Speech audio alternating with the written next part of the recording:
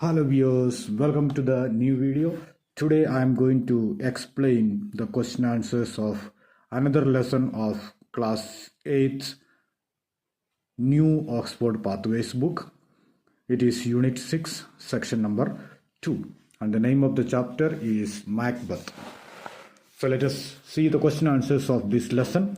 First question is, why was Macbeth rewarded? What was the reward? तो इस lesson में ये बता रहे मैकबथ को जो शुरू में जो है मैकबथ को एक रिवार्ड मिला एंड वो रिवार्ड क्यों मिला और क्यों और क्या दिया, रिवार्ड में क्या दिया गया ये पूछ रहे फर्स्ट क्वेश्चन में। तो उसका आंसर है Macbeth was rewarded because he along with Banquo had successfully commanded the king of Scotland's army to a victory over some chieftains in the country who had rebelled against the king। तो उस time में जो है Scotland के जो राजा है, राजा के खिलाफ बहुत सारे जो लोग हैं, अदर लीडर्स जो दूसरे स्टेट्स के जो लीडर्स है वो लीडर्स लड़ाई कर रहे थे। तो वो लड़ाई यानी जो रिबल जो हो रहा था वो रिबल को रोकने के लिए जो राजा था, स्कॉटलैंड का जो राजा था किंग जो डनकन, उसने क्या कर दिया, बैंको और मैकबथ ये दोनों को भेज दिया गया था। ये दोनों को उनको हराने के लिए भेज दिया था। और हराने के लिए जब भेज दिया तो ये दोनों दैट इज मैकबथ और बैंको ये दोनों मिलकर उनको हरा के वापस आ गए। इस वजह से इनको रिवार्ड दिया गया था। एंड रिवार्ड क्या था? The reward was to bestow upon him the title of the thane of Cawdor. Cawdor जो नामक जो जगह है, उस जगह का जो थाने के नाम पर मतलब जो है एक leader of that particular small area, उस टाइटल वो टाइटल दिया गया था उसको। So now question number 2, what did the witches predict for Macbeth and Banquo? How were their reactions different? तो क्वेश्चन है विचेस जो है चुड़ैल जो लोग मिले थे मैकबथ और बैंको जब वापस आ रहे थे लड़ाई के बाद जब वो वापस आ रहे थे उस टाइम में उनको रास्ते में 3 विचेस मिल गए। विचेस मतलब चुड़ैल जो है उन लोग मिल गए और उन्होंने कुछ प्रेडिक्शंस किया। और वो क्या क्या प्रेडिक्शंस किया उन्होंने? प्रेडिक्शन मतलब जो भविष्यवाणी करते हैं, फ्यूचर में जो होने वाला है वो पहले बताते, दैट इज प्रेडिक्शन किया। And how were the reactions different? और ये जो इनकी जो भविष्यवाणी सुनकर बैंको और मैकबथ में क्या प्रभाव रहा, तो वो है question. So the answer is the witches predicted that Macbeth would become the thane of Cawdor and one day the king. तो मैकबथ के लिए ये कहा गया था कि मैकबथ पहले क्या बनेंगे? थाने ऑफ काउदर नामक जगह का पहले वो लीडर बनेगा और उसके बाद वो खुद राजा बन जाएगा। And that was the prediction. And for Banquo के लिए ये था कि the witches predicted that his descendants would rule over the country as kings. तो बैंको से कहा कि तुम्हारे जो डिसेंडेंट्स है, डिसेंडेंट्स मीन्स जो वंशज के जो लोग हैं, तुम्हारे जो वंशज जो है मतलब जो नेक्स्ट पीढ़ी जो है वो लोग क्या करेंगे, वो राजा जैसे रहेंगे यानी राजा बनेंगे। मतलब नेक्स्ट जनरेशन मतलब उनके जो बच्चे, बैंको के जो बच्चे जो है वो आगे राजा बनेंगे। And so the reactions of both men to those predictions were different. लेकिन दोनों के जो प्रेडिक्शन जो है, प्रेडिक्शन सुनकर दोनों के जो है जो व्हाट यू कॉल जो रिएक्शन जो है, रिएक्शन बिल्कुल ही अलग थे। कैसे अलग थे? मैकबथ was puzzled, but his ambition was kindled and he began to think the prophecy would come true। तो जो मैकबथ है, मैकबथ तो उसको बहुत सीरियसली ले लिया। एंड मैकबथ ने सोचा कि ये जो एम्बिशन जो है मतलब जो प्रेडिक्शन किया है वो प्रेडिक्शन अब सच होना चाहिए। And he had a strong ambition, that is strong Dzire मतलब बहुत बड़ी इच्छा थी कि ये जो बात कही गई है वो बात सही हो जाए। एंड ऐसे एक फीलिंग उसकी ऊपर आया, मतलब वो पॉजिटिवली लिया उसने। लेकिन ऑन द अदर हैंड जो बैंको है, बैंको was not similarly ambitious for power and was left uneasy by the predictions. Prediction जो है, प्रेडिक्शन से वो परेशान हो गया, लेकिन फिर भी उसने उतना सीरियसली नहीं लिया, क्योंकि उसने ये सोच रखा था कि ये कोई जो ऐसे जो विचेस की जो बातें हैं वो कभी विश्वास नहीं कर सकते। कभी कभी जो विचेस होते हैं वो विचेस किसी को फंसाने के लिए भी ऐसे बात कहते हैं। इस वजह से जो बैंको जो है, बैंकों ने इस प्रेडिक्शन को उतना सीरियसली नहीं लिया। And he want Macbeth against falling into the trap that he feared the witches had laid for him.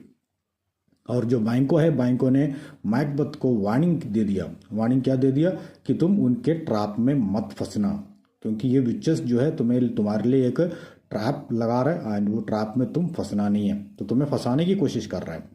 तो this were the two different reactions of this two people.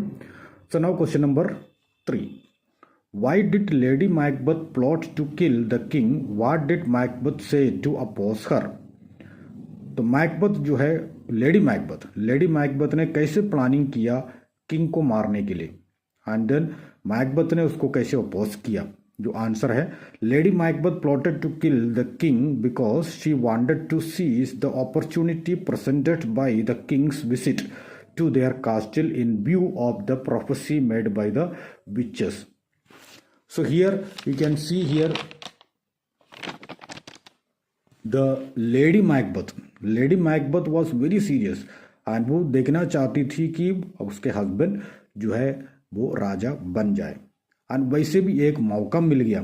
तो उस दिन जो है मैकबथ को बधाई देने के लिए जो राजा जो है, राजा खुद मैकबथ के घर पे आके रुका, बधाई देने के लिए आया।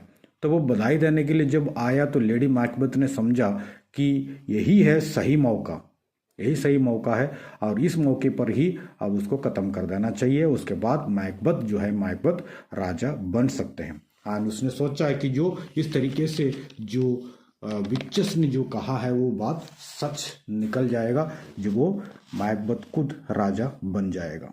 And she believed Macbeth did not have it in him to convert the prophecy into reality.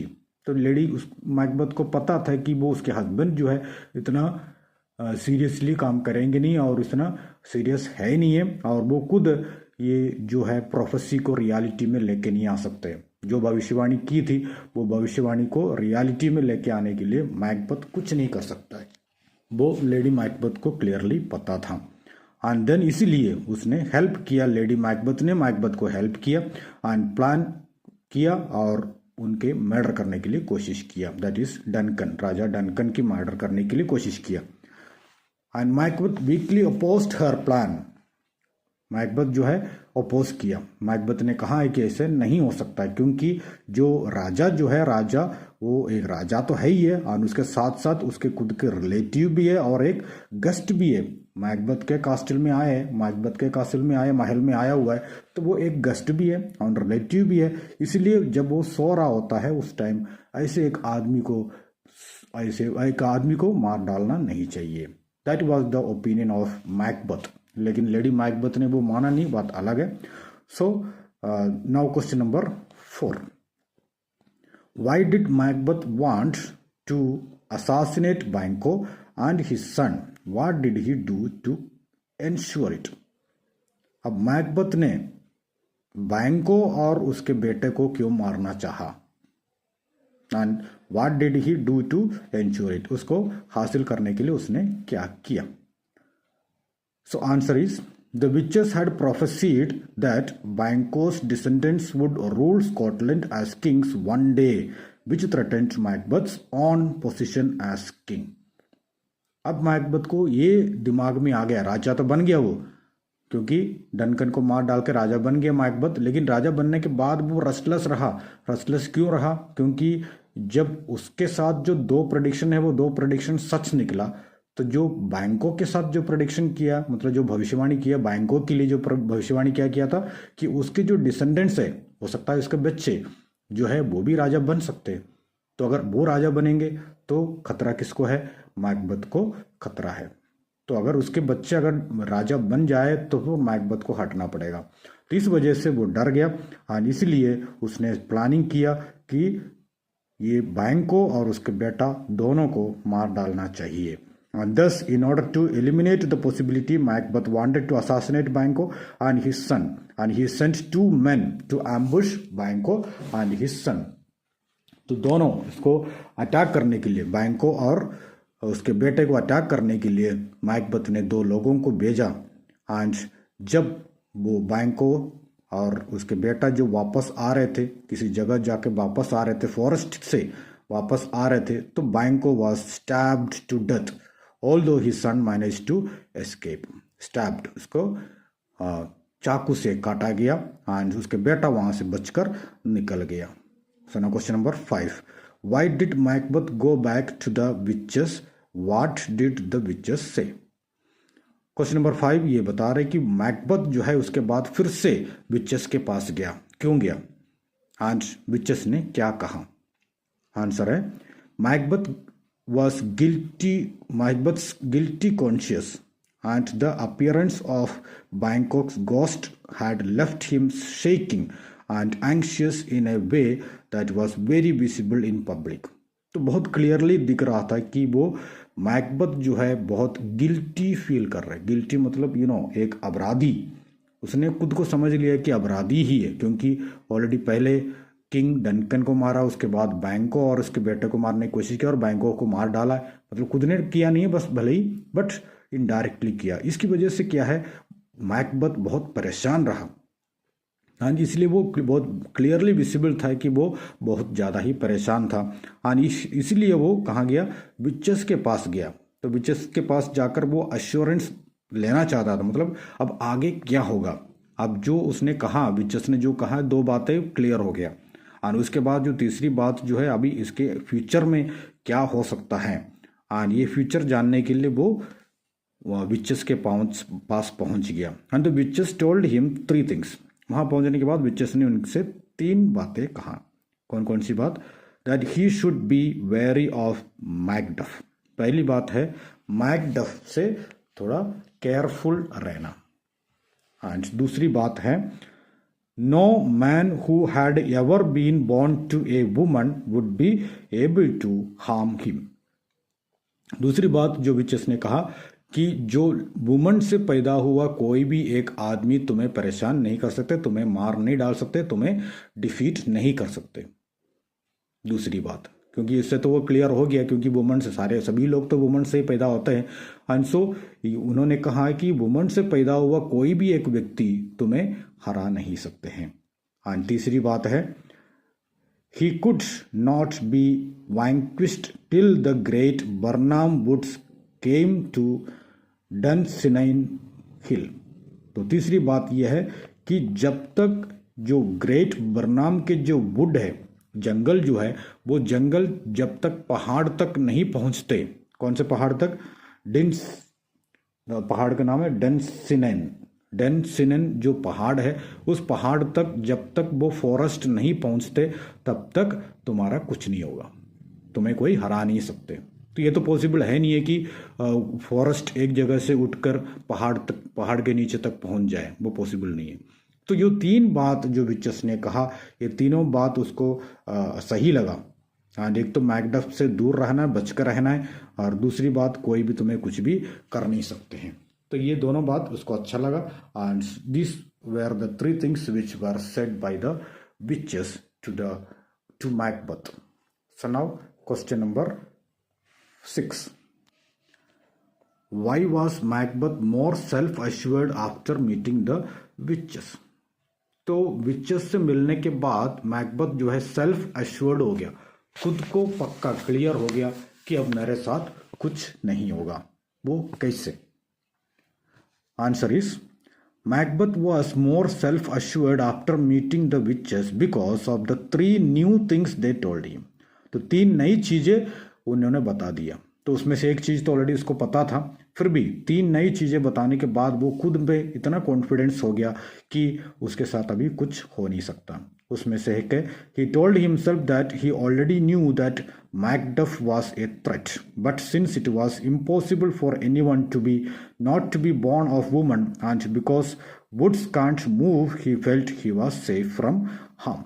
तो तीनों बात उसको सही लगा। एक तो मैकडफ से तो दूर रहना ही है, और दूसरी बात जो था, since it was not possible for anyone not to be born of a woman, तो कोई भी ऐसे हो ही नहीं सकता जो वुमन से पैदा नहीं हुआ हो, सभी लोग वुमन से ही पैदा होता है। तो इसीलिए ऐसे कोई तो इस दुनिया में होगा ही नहीं है जो वुमन से पैदा नहीं हुआ है, इसीलिए मुझे कोई हरा नहीं सकता। और तीसरी बात ये भी पॉसिबल नहीं कभी जो वुड्स जो है, जंगल जो है, एक जगह से दूसरी जगह खिसक जाए, वो भी कभी पॉसिबल नहीं है। तो इसीलिए उसको अभी क्लियर हो गया कि अभी उसके साथ कुछ नहीं हो सकता। सो now question number 7, how did Macbeth lose the support and loyalty of almost all the nobles in the kingdom?